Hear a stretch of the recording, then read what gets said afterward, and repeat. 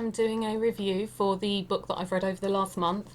We're in July now and I've only finished one book. So the book that I've read is The Nature of the Psyche, which is a Seth book. So that's by Jane Roberts and Robert F. Butts. So I'm going to talk a little bit about that. I've only read one book. I haven't been doing a lot of reading over the last month. It's been a bit of a strange month. I'm blaming the galactic energies for just like throwing me totally off course with reading.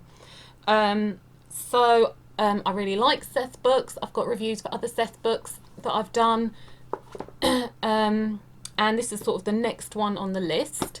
So this one is really sort of talking about sort of the individual and getting in touch with your own psyche, as it's called. Or you could use other words like sort of soul or personality and things like that, and understanding how events are made in your life in the physical world. A lot of talk about the dream world and the pre-dream world, and yeah, really trying to understand how physical world is sort of manifested, and it was really good. I really enjoyed it. There's a few exercises to try in there which just can sort of expand your awareness and open your mind perhaps to other ways of receiving the world and interacting with it. So that was all really good. I was doing a lot of thinking over the last month, which is probably why I haven't necessarily read as much. I found myself, I'm going to call it daydreaming. Daydreaming sounds really nothingy, but I am quite a daydreamer anyway, and just really doing a lot of that, really. Quite unapologetic about it. But the book was really, really good. I really enjoyed it, and I've got lots of thoughts to share about it and a couple of quotes. So one of the thoughts I was thinking about the book was sort of analysing where I am in this whole experience and what my experience is, and trying to understand what I'm doing, what I'm trying to experience or achieve or think about or work through. It's been a bit hard for me in my life to accept that you can't do everything because I am quite a daydreamer, and I like to think about things and imagine all the things that I could be doing, but in reality it just wouldn't be possible to fully do so many things in one lifetime, which is a bit of a difficult lesson for me to really appreciate. So it's about sort of accepting where I am and understanding that you can be involved in lots of other things as well as having your own specific life, because you have lived all those other lives in other ways, and you can empathize with them or have a bit of an interaction with them. And obviously in the dreams you do all sorts of other things. I mean, I love dreaming. Like, it's just so much so fun and enjoyable, and I feel like when I'm dreaming I'm not hemmed in by societal norms and expectations, and I don't need to behave. I can just sort of say anything or do anything, and it's all fine. There's never any like really terrible consequences. Whereas I feel like in the physical world I have to behave quite a lot of the time, and I have to curb what I say because otherwise people just think I'm crazy or an idiot or whatever. Whereas when I'm dreaming, it's just so free and easy, and I love dreaming, and I love dreaming. I have really interesting dreams about different houses and architecture. So it's obviously a way that I channel things. So I love dreaming about different homes and different places of living and ways of living, and family setups and people and things like that. I really love it. In my dreams I really change state a lot to different people and like just environments and things, and it's really just enjoyable. Why not? It's great to read a book that talks about how relevant and real dreams are, not in a miserable, oh, we've got to take it seriously, what does it all mean? But just in a kind of, it's valid and it's a valid experience, and you don't need to sort of just say, oh, well, it's just a dream or whatever. It's all part of your experience. So it's really good. In this book, Seth talks about time. Again, trying to get out of the trappings of time and understand time for what it is. I felt like it was communicated maybe in a slightly different way that felt a bit more easy to understand for me, or maybe it's just because I've been trying to get this kind of timelessness, time isn't real thing for so many years, because you can understand something on a rational level. Okay, time isn't real, it's like just a concept, but then you're like, but we're in time is clearly happening. So it's trying to just completely reimagine a way of viewing experience, I suppose. So Seth was talking about how experience is more about different events that are concentrated on and that you work out from then. So whatever that event may be, whether it's some kind of intensity of emotion, probably it could be like the birth of a child or a new relationship, or maybe something devastating, a loss. This is like a big event and a concentration in your life, and then the event is sort of worked back. So I think in one of, it wasn't in this book, but one of the other books, I think Seth explained it as sort of, if you imagine if you were going to write a story, you would start with sort of a character or some main events, and then you build the rest of the story. So it's sort of like that. Although we experience it in the linear, that's not necessarily how it's been, daubed and created. There's loads of other interesting things going on at the moment. Lots of talk from different sides about big changes in the world, like our whole human consciousness. And obviously we've been moving into the age of Aquarius, and there's a lot of galactic energy going on, which is perhaps helping people to raise their frequencies and be more aware, and people to feel more connected and in touch and with sort of their inner self, or their other, whatever you want to call it, higher, inner, outer, whatever, that part of you that isn't just the rational you in your body every day, and maybe trying to integrate that a bit more into our lives. And there's people talking about how we could really, really change the world massively. I mean, I think that's just so exciting, and obviously we do live in a universe of infinite possibilities, and I just think it's such an exciting idea to really change our experience and have a much freer experience and a much more open and not like a dream, but more like a dream, where it's just a bit less of a concentration on all the sort of jobs that we have to do and the hardships and blah blah blah, and just enjoy things a bit more. I mean, just be so lovely. So that's sort of been in my head as well.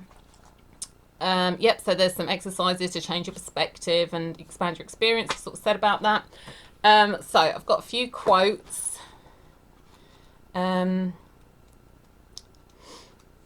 Right. So in this quote, Seth is talking about sort of men and women, which is something that he talks about a lot, all sort of humans, and that we are men and women.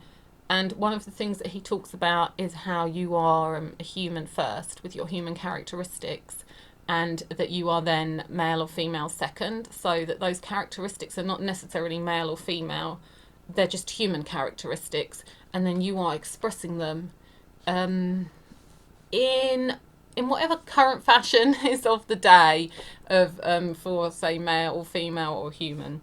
But actually, at the base of it, there's so little difference between men and women, and it's something that I think we get a bit hung up on. In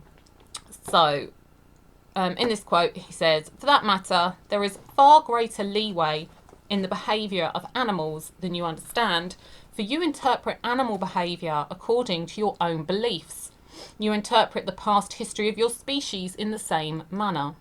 It seems to you that the female always tended to the offspring, for example, nursing them, that she was forced to remain close to home while the male fought off enemies or hunted for food. The ranging male, therefore, appears to have been much more curious and aggressive. There was instead a different kind of situation. Children do not come in litters.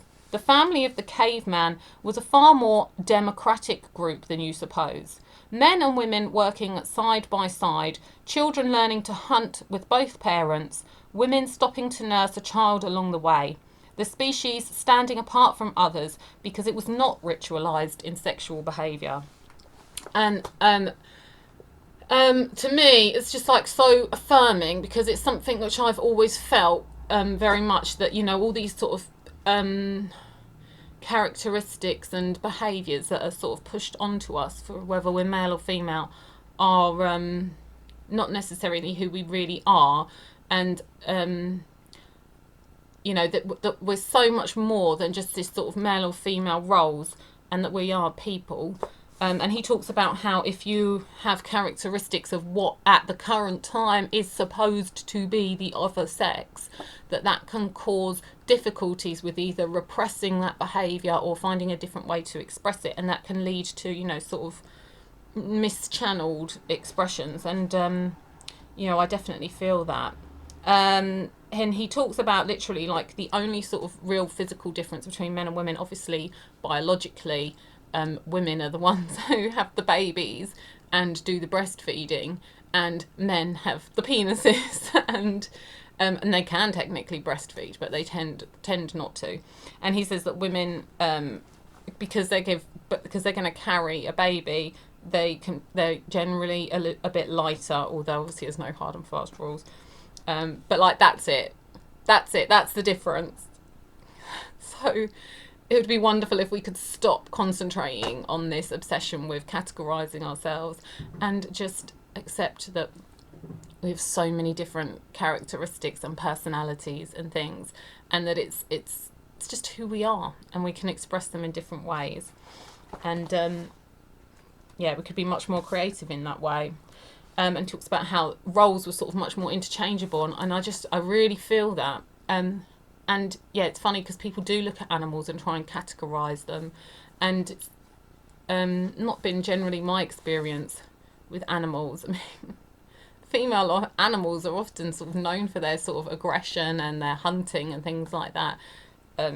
Yet we still think of the male as the aggressive one. It's kind of crazy. Yep, he talks about labels. So he's talking about, so this is obviously written quite a while ago, he's talking about the labels of sort of homo or hetero, and how because of those labels people then can condition their behaviour. And I think labels have kind of gone a bit crazy in our society now, and I think it's really can be really restrictive for people. There's nothing wrong with saying this is how I feel or this is what I think I am, but you should totally be open to allowing that to change, because we're so complex, and the way we feel one day is not necessarily how we feel another day. And also, during our lives, I think it's a good thing that we change during our lives and that we grow and try different experiences. So sometimes these labels can maybe be a bit restrict. You know, don't need to box yourself ever. Right. Another thing that was really interesting they spoke about was old age, and that people can go through a kind of second puberty and have a sort of big change or influx in their energy, and this could be sexual energy or mental energy, and how in our society this can be not accepted and maybe misinterpreted and things like that. That's really interesting. He talks about illness being a misplacement of energy in some way, and this is the theory that I've heard a few people talk about. I've watched quite a lot of Caroline Myss, and she talks about illness as sort of maybe emotions and energy that's being sort of misdirected. So it's something that's really, really interesting to think about. Obviously, if that was taken a bit more seriously, there could be sort of leaps and bounds made in people's health and welfare, which is something that I feel is a big struggle in our society. Right, so page 83. What do we say here? So, the old idea that good women do not enjoy sex has hardly disappeared. Yet women are taught that natural expressions of love, playful caresses, are inappropriate unless an immediate follow-through to a sexual climax is given. Men are taught to count their worth according to the strength of the sexual drive and its conquests. They are taught to inhibit the expression of love as a weakness, and yet to perform sexually as often as possible. In such a sexual climate, there is little wonder that you become confused. I mean, I think there are some slight changes in this from when this is written, but I mean, yeah, definitely with the women thing, like that's definitely something that I felt growing up. Some really, really opposing ideas that are pushed on you about sexuality and what you should feel and what it means if you feel that, and so much judgment. It's very, very difficult for people to actually find out what they do feel, and I'm sure that men experience that as well, through a slightly different lens. And you know, it's, of course, there's so much confusion in people and so much aligned energy. So it's really, really good to be aware of that. He also talks about how children identify with their parents, and that can be confusing. So that if the child of one sex really identifies with the parent of the other sex, again, society can you know, be judgmental of that, and perhaps lead what could be a creative exploit into repression or mischanneling. So this is the thing, there's just so much potential of things that we could be doing, and ways that we could be getting so much more out of life. Right. So this is talking about sort of the self and looking at yourself and understanding yourself. So when you say, I want to find myself, you usually take it for granted that there is a completed, done, finished version of yourself that you have mislaid somewhere. When you think of finding God, you often think in the same terms. Yeah, I'm definitely guilty of that. And I tried to rationalise my way out of it, but yeah. Right, so when you ask, what is my psyche, or my soul, or who am I? You are seeking, of course, for your own meaning as apart from what you already know about yourself. In that context, God is as known and as unknown as you are to yourself. Both God and the psyche are constantly expanding, unutterable, and always becoming. You will question, most likely, becoming what? For to you, it usually seems that all motion tends towards a state of completion of one kind or another. You think, therefore, in terms of becoming perfect or becoming free. The word becoming by itself seems to leave you up in the air, so to speak, suspended without definitions. And I've definitely felt this. It's been a real struggle for me to just try and accept being without, you know, a clear purpose and a destination on the journey. And although you can say to yourself, oh, it's about the journey and it's about like, actually, maybe it's because of the structure of our society, or maybe it's my personal setup, but I do find it very, very difficult to just sort of be floating aimlessly, not having a clue where I'm going. Yeah, and I mean, as it gets on to later in the book, I know people want to create this better world, and I absolutely love that. But I also think that that's not necessarily even the goal of, existence and whatever, to create a perfect world. I think it is just about taking those daydreams to the sort of physical limit. Just so, yeah, I think you need to be careful about what you think the aim is, because I don't really think there is one. Anyway, so this is about understanding what we know. Because I try and, like, come at things from a kind of logical and rational direction, which just is my direction. I don't think I can help that. So if we're here to just understand different experiences, like, maybe I'm just somebody who's trying to rationalize the irrational, but it can lead to a lot of frustration because basically there are no answers. And from what I felt like I was getting from this book, the existence of sort of intensities and desires and emotions and feelings is then played out creatively, imaginatively, which comes into the dream world and is then physicalized in different ways and different lifetimes. And that's it. basically. And as you know, sometimes negative emotions can be kind of as appealing as positive ones. Although we think we want positive experiences, you know, a lot of us like music that can really pull at your emotions, and they're sort of like upset emotions, or a film that's, you know, really sad and tragic, or terrifying. I don't like terrifying things, but tragedy is kind of appealing in its way. Not in, you think you don't want it, but you must do. It's all part of the emotional spectrum, right? So dreaming is not a passive activity. It demands a peculiar and distinctive mixture of various kinds of consciousness and the transformation of non-physical perception into symbols and codes that will be sensually understood, though not directly experienced as in waking experience. I think that's a really, really great definition of dreams and that whole world and what it is. Okay, next quote.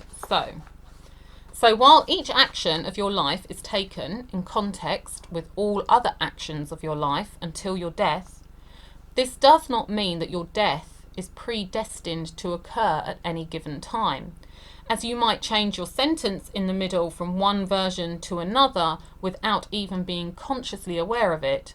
So as you live your life, you also work with probabilities. You are the self who speaks the sentence, and you are the self who lives the life.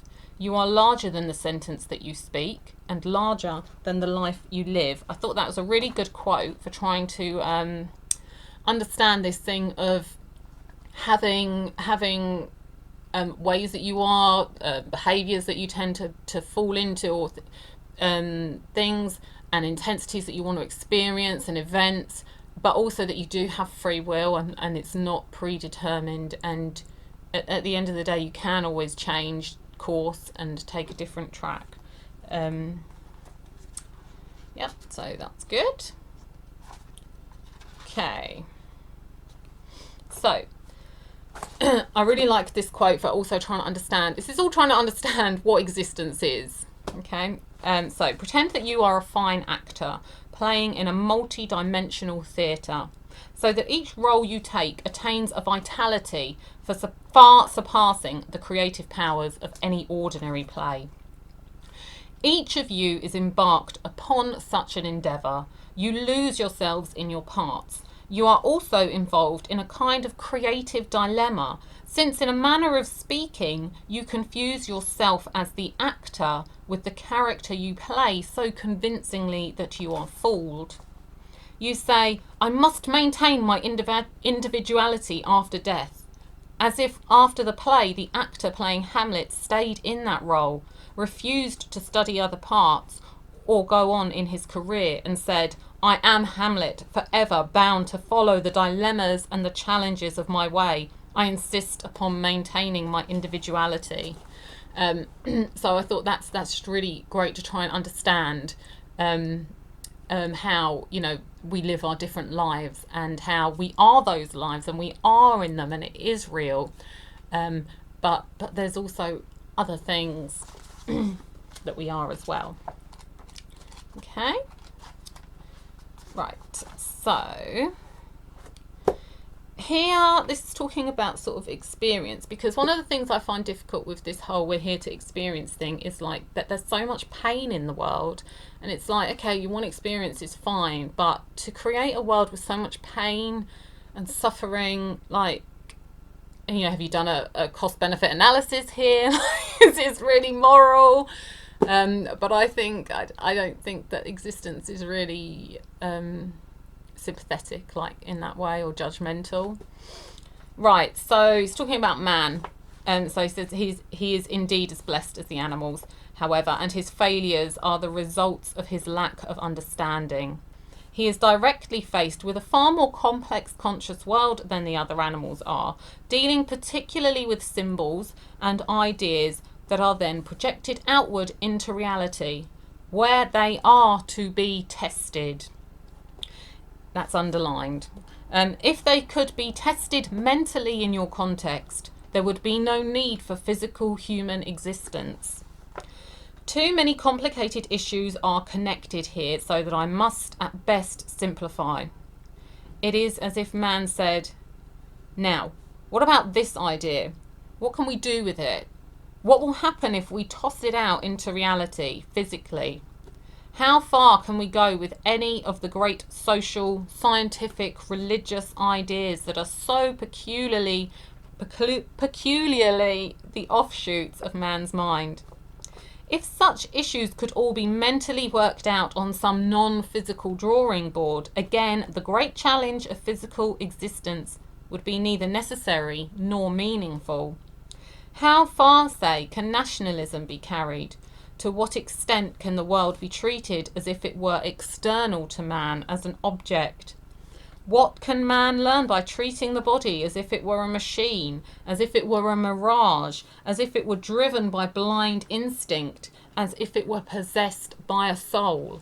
So what he's saying is that you can't really answer those questions without experiencing them and really actually exploring them. And you may then get more other sort of offshoot questions to explore. Okay. So, this is the last quote. So, you are a portion of all that is. Therefore, the universe leans in your direction. It gives. It rings with vitality. Then forsake beliefs that tell you otherwise. Seek within yourself, each of you, those feelings of exuberance that you have, even if they are only occasional, and encourage those events or thoughts that bring them about. So this is after Seth's been talking about how we really restrict ourselves and pull ourselves down in our potential by our sort of fears and our worries. I mean, you know, you really see this in the world. I've been really making a genuine effort lately to just not watch any news, because even when I feel like I watch it from a detached standpoint, it's just so negative and fear-inducing all the time, and that's just, you know, going to stop you from being able to see the opportunities in life and the things that you could be going for. Okay, so that's the end of the book. So I think one of the things that I wanted to take away from this book is I think it's really important for people to think about what we can create from this point. So understanding, okay, it's about experience, and there's going to be positive experience and there's going to be negative, but where we are right now, where could we go from now? Okay, obviously there's loads of different ways, and I think there will be different worlds created. But where could we go from right now? Actually, this was making me think about, because this is such an important time in potentials for creating new worlds. And obviously we've had them before, like we had that with, you know, the whole Jesus thing, and it could have gone in a completely different way. And actually, we did go in a completely different way. But right now, we're in this world where we didn't go in a completely different way. And that opportunity hasn't been taken. You know, we in our history, all these opportunities, you know, that got crushed or it got taken over or whatever, and now we get to have all that history and change it and make it something different now, and get over all those negative beliefs that will have been placed on so much history of not having got it and not having achieved it and not having it, and now we get to overcome all of that in this world. And there are definitely other worlds where those things were overcome, and there is definitely going to be a world where this time it's not overcome. But we get to decide which world we go into now. Okay? Right, that's a bit deep, wasn't it? Right, so that's the end of that review. The book I'm reading at the moment is Crime and Punishment by Fyodor Dostoevsky, which is very much down in the physical world. That's going well, and I'll do a review for that next month. Okay? Thank you.